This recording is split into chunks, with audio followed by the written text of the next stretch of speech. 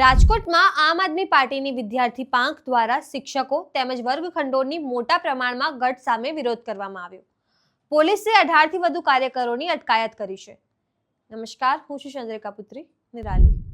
રાજકોટમાં આમ આદમી પાર્ટીની વિદ્યાર્થી પાંખ એએસએપી દ્વારા રાજકોટના કિસાનપરા ચોક ખાતે સરકારી શાળાઓમાં શિક્ષકો તેમજ વર્ગખંડોની મોટા પ્રમાણમાં ગઢ સામે પ્રતિકાત્મક રસ્તા રોકો આંદોલન કરવામાં આવ્યું હતું, જેમાં વિદ્યાર્થીઓ બનીને પ્લેકાર્ડ સાથે વિરોધ પ્રદર્શન યોજાયું.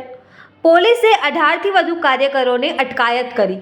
એએસએબી પ્રદેશ મહામંત્રી સુરજ બગડાએ જણાવ્યું કે સરકારની ઉદાસીનતાને કારણે દેશમાં આશરે 93,000 સરકારી શાળાઓ બંધ થઈ છે, તેમજ ગુજરાતમાં હજારો શિક્ષકોની ખાલી જગ્યાઓ અને આશરે 19,000 શાળાઓમાં વર્ગખંડોની અછતને કારણે એક જ શિક્ષકને અનેક ધોરણો સંભાળવા પડે છે અને વિદ્યાર્થીઓ ભીડભાડ અથવા ખુલ્લા મેદાનમાં અભ્યાસ કરવા મજબૂર છે, જે ગુણવત્તાસભર શિક્ષણને અશક્ય બનાવે છે અને ભાજપના ગુજરાત મોડલ પર પ્રશ્ન ઉઠાવે છે.